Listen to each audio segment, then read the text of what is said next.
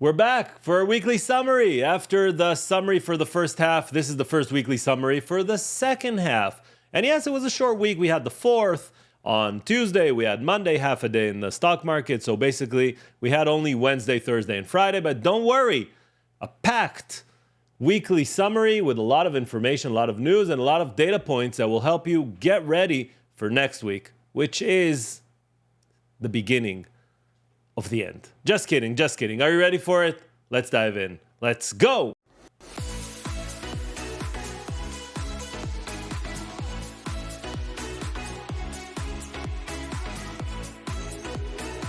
Hello everyone and welcome back to the channel. As you saw in the intro, I'm Micha Stocks, and everything and anything that you hear here is only for entertainment and educational purposes. Nothing here is financial advice, and any changes that you do with your money is your responsibility. Talk with a financial advisor. I'm here just to share with you the news, the highlights, everything that's happening on our channel. We are already at 1.8K subscribers with 34 videos, and if you're new, welcome. Glad to have you here. Actually now it's Saturday evening Eastern time. This video is posted and you can enjoy a weekly summary. Can we just dive in? Let's start. This is how the week ended for the indices. The Dow is down 1.3%, S&P down almost 1%, NASDAQ is down 0.8%, and the Russell is down 1.64%. The fear of another rate hike, another 25, another 50 is back in the market. But when we look year to date, we can still see that we are on the positive side. Dow is up 1.8%, S&P up 15%, NASDAQ is up 31%, and the Russell is up 6.5%. Crypto didn't have a great week either. Bitcoin is down almost 3% for the week. Ether is down almost 5% for the week. But again, year to date, Bitcoin is up 82%, Ether is up 55%, and everyone is waiting for Gary Gensler, the SEC, to approve or deny the ETFs. I think there are about 10 or 15 different ETFs that have requested authorization and approval to be launched tracking Bitcoin. So we'll wait and see. This is how the different sectors behaved this week. You can see the real estate, ticker XLRE, was the only one on the positive this week. All the rest were on the red. Leading the red was healthcare XLV, and after that the materials 1.97. On the other, another double down on the industries, you can see that oil services, ticker OIH, was up 6.99%. Most of the gain came on Friday. Then regional banks up 1.5%. And on the other side, we have the solar, the home builders, and the gold miners all on the red. This is how the heat map looks like. And everything I'm showing you here is from TradingView, which I use as the platform or the app that I'm looking at charts with. So you can see NVIDIA still on the green, Meta, which we'll talk about in a second, with Threads launched this week, and Tesla on the green. From the big companies, all the rest pretty much red, and the week was red as well. And let's start with the news. Janet Yellen, Treasury Secretary, arrived in China this week, held several conversations with the Chinese Prime Minister and other ministers, trying to calm things down. And on that front, while she's going there, a few hours prior, the American government decided to limit the cloud use by Chinese companies. So on one hand, they're sending Janet Yellen. On the other hand, new sanctions. So diplomacy. From the Fed point of view, Fed Goldsby, on an interview on Friday, said that getting inflation down without a recession is a golden path. And I feel like we're on that golden path. He's still optimistic and even takes another step forward and says that the job market is outstanding, but it's also getting back to a balance in a sustainable level, which means that he's not even sure we need to hike more. On the other hand, Fed Governor Logan says that more Fed rate hikes are likely necessary. We had jobs report this week, Thursday from ADP, Friday, the regular unemployment and jobs report. Kathy Jones from Charles Schwab updates the unemployment rate at 3.6%, which is very, very low. This is not something that the Fed wants to hear. They want to hear a higher unemployment rate. There's a lot of questions that usually when I say that, coming back to me and says, what do you mean? You mean that the Fed doesn't want people to work? It's not exactly that. Because of the inflation, one of the ways to fuel inflation is a low unemployment. So you, as an employer, you need employees, and you're willing to pay more than, let's say, the average. If you're willing to pay more than the average, those employees now have more money than before. They can spend it on more expensive things. Why are things expensive? Because people can buy them. So things are getting priced higher. People are willing to pay for them. And that's how inflation is being created. The Fed, at least from a rhetorical standpoint, says that that's what they want to fight. They want to, quote unquote, break the employment or the low unemployment in order to reduce inflation. Next week, we'll see if they need to do it or not. And when we're talking about jobs, the U.S. added another 209K jobs, which was below expectation. But on the other hand, a lot of jobs were added. And also, you can see the average hourly year over year is raised to 4.4%. Again, job market very hot, very problematic for the Fed, which means that it's problematic for the market because the Fed might increase or create more rate hikes. And again, this shows about the rate hikes. So we'll go through. A headline from 23 years ago, just to show you how sometimes these sentences are thrown in the air and mean nothing. Internet may be just a passing fad, as millions give up on it. Yeah. The ones that gave on it are they on Threads or Twitter? Where are they on? Before we talk about Threads and Twitter, Amazon announced the arrival of the first new electric delivery van from Rivian in Europe. If you're seeing this and you're in the US, you already see the Rivian cars being on Amazon fleet. Now Europeans will start seeing them. If I'm not mistaken, they're starting in Germany or probably in Germany. And probably going to get to England afterwards.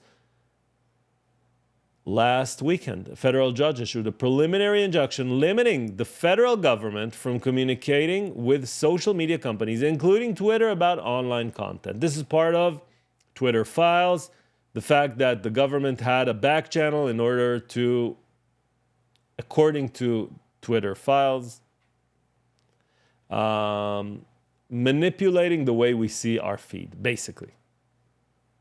Is it true or not? I have no idea. That's according to Twitter files.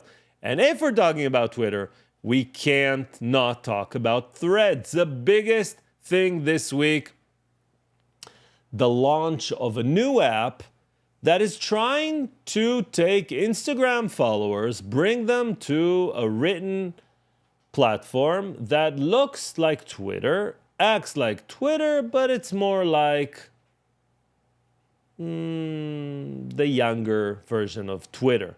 So Elon Musk, Mark Zuckerberg this week took all the headlines with the launch of Threads. And Threads, 3 hours before I'm recording this video, reached 86 million users as Twitter threatens a lawsuit. And yes, Twitter also threatens a lawsuit. They said, you copied from us, you took intellectual property, and that's not cool. UPS has 340,000 employees that are under a union contract. The contract is up for renewal end of this month, and the talks are not going well. If they're not going to go well, by end of the month, this is going to be the biggest U.S. strike of union ever. This is 340,000 UPS employees. My usual assumption is that things get sorted out, but you never know. The ticker is UPS. We'll see. And during the week, China restricted the export of chip-making metals. The names are gallium and germanium. Those are the two metals that the Chinese limited, or actually are going to limit the export by August 1st. Now, why is it dramatic? Because it's a crucial part of creating chips. But the only reason why the whole world is reliant on China is because they reduced the price so dramatic that everyone got used to buying it from China. But Other countries have those minerals and they can produce them as well. Only thing is they might cost more and things might be more expensive. That's all. Norway, on the other hand, found a phosphate deposit large enough to meet the battery and solar demand for 100 years worldwide. If up to now we knew we had 70 billion tons of phosphate, as of this week, we know we have 140 billion. Why? They found another 70 billion tons. This is crazy. This might reduce the cost of batteries in a dramatic way. This, again, will create another tailwind for EVs and other solar panels, etc. And Toyota, with a breaking news this week. They say that they found a breakthrough that could cut cost, size, and weight in half for the EV battery. This can be dramatic. The only problem is that they keep saying it every few years. 2009, Toyota develops more efficient battery. 10-fold improvement in capacity may be possible. You think it was? Guess what? 2017, ultra-fast charging solid-state EV batteries around the corner. 2017, Toyota confirms. 2020, Toyota quick charging solid-state battery coming in 2025. Now, I don't know if 2025 it will be there or not be there. All I know is that it seems like Toyota, every few years, create a headline, have some kind of press in there saying we are going to change everything, and that's it. Elon Musk, on the other hand, putting aside Threads and Twitter, his own headline saying that FSD will be officially released at the end of the year. It won't be in beta anymore. He just didn't say which year. Just to remind everyone, if this will happen, this is a dramatic AI push by Tesla, creating basically a robot on wheels that takes inputs from camera and decides where to go. Again, a very dramatic thing, and we might hear more about that in 2 weeks when we have the earnings call from Tesla. China finally decides that the Ant Group, the owner of Alibaba, will pay $985 million fine for violating various regulations. Why am I saying finally? Because this was behind the scenes. Everyone was waiting for this ruling, and this ruling takes away the uncertainty around Baba, and that's why Alibaba stock behaved the way it did on Friday, which went up 8%.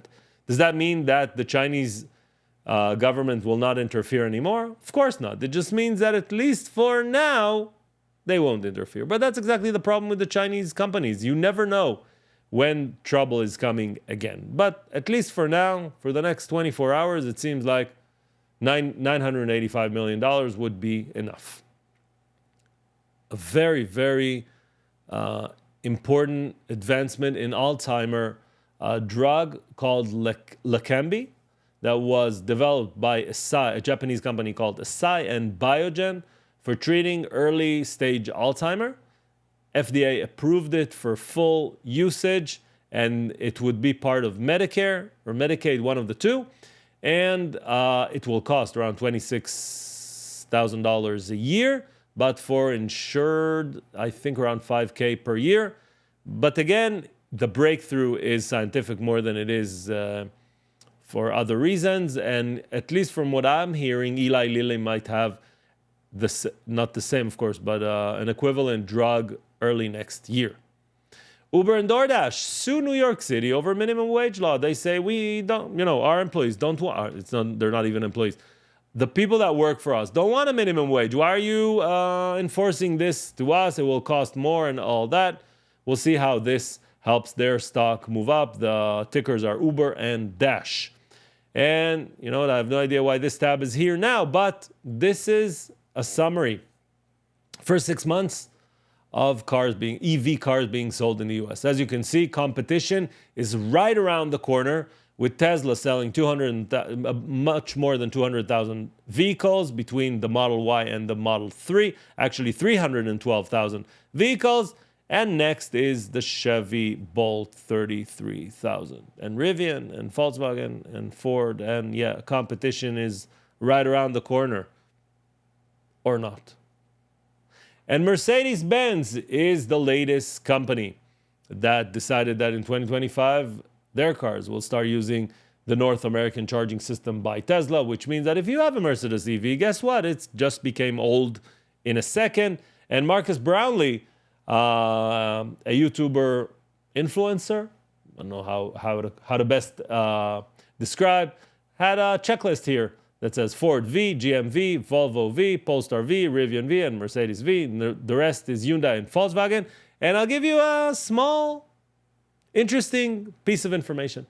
Volkswagen this week, it's a German company, says that they're not seeing a lot of demand for EVs. Tesla is selling all the cars they can produce. Rivian is selling all the cars that they produce. But Volkswagen doesn't see a lot of demand. Interesting, right? Just a quick reminder that they fired their CEO that said that their whole manufacturing needs to change radically, otherwise they're going to lose the war altogether. But, they fired him because he said what he said.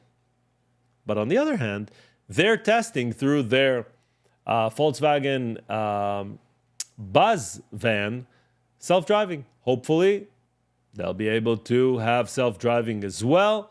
They're testing that in Austin, Texas.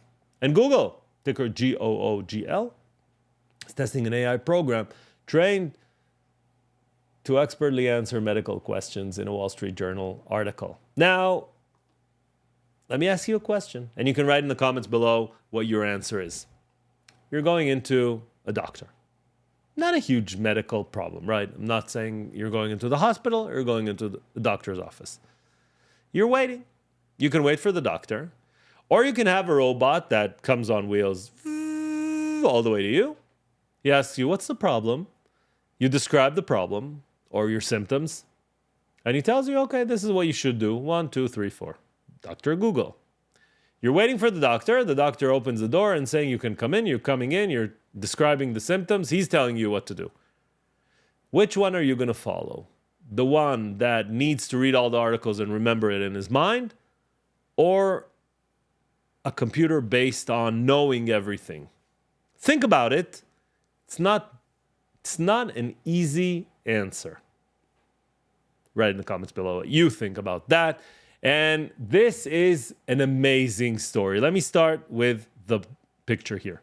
This might be one of the most interesting or the more interesting supercomputer that exists. A company called Inflection AI, which just raised $1.4 billion, is building $1.5 billion, is building a supercomputer that includes 22,000 NVIDIA H100 AI GPU chips. Each of them costs $40,000. That's how you get to $880,000. This supercomputer will be able to run, of course, all the models and everything. It's crazy, crazy, crazy. Will it work? Will it not work? We will see. And last but not least, for the highlights of this week, this is Andy Jassy, Amazon CEO, which came on CNBC for an hour interview with John Ford. Talked about AI, talked about the Prime, talked about Prime Day, talked about a lot of things. The one thing that you couldn't see or you couldn't feel from him is the animal spirits. That doesn't mean that the stock will not behave very well. As you can see on the right-hand side, year to date, Amazon performed better than Alphabet and Microsoft, which is Google and Microsoft. But on the other hand, you might expect something more in the AI race. And we didn't get that. Well, that's Andy Jassy, but the stock loves what he's doing, so you can't complain. These are all the headlines that we had this week. But as I told you, this week wasn't interesting because we're going in to the most interesting week, which is the CPI, PPI, and the earnings. Welcome to July 12, where we're going to get 8:30 in the morning, the CPI print. If it comes down very close to 3% or even lower, the market has a green light to say Fed is almost, if not done. If it comes higher than 3.1, 3.2, then the market is going to shake and say, oh my God, there's going to be more and more rate hikes. Thursday, we're going to get the PPI, which is kind of the brother of CPI. We're going to get that also 8:30 in the morning. And Friday, we are starting to get earnings. Before that, on Thursday, we're getting Delta and PepsiCo and Progressive. But on Friday, we're going to get JP Morgan, United Health, Citi, Wells, Ericsson, State Street, and BlackRock. All of them opening up earnings season, which is going to be a dramatic one because the week after, we're going to get Netflix and Tesla and others. So stay tuned. All this, we're going to talk about all this on our weekly summaries. And this, as usual, is the S&P. I want to highlight something that happened this week that you need to be aware of. From a technical perspective, we are still on an uptrend, as you can see. But the last 2 weeks, we had this pattern. As you can see, we weren't able to cross over the 4,400, and we got stuck there twice. This pattern might be called a double top. A double top is when we hit the same level twice, and then we correct down. Well, that's why I put a question mark here. Is this a double top and we're going to correct down all the way to 4,200 or even lower? Or is this just resistance and CPI will help us break that resistance and clear the 4,400? This would be top of mind for everyone and anyone this week. So remember, Wednesday, CPI before market opens. Thursday, PPI before market opens. Friday, banks reporting before market opens. If you enjoyed everything you saw, smash that like button. In the comments, tell me, who would you take advice from? A robot or a doctor? I was Micha. Stock Talk with Micha Stocks. And we'll meet again next week. See you later. Bye-bye.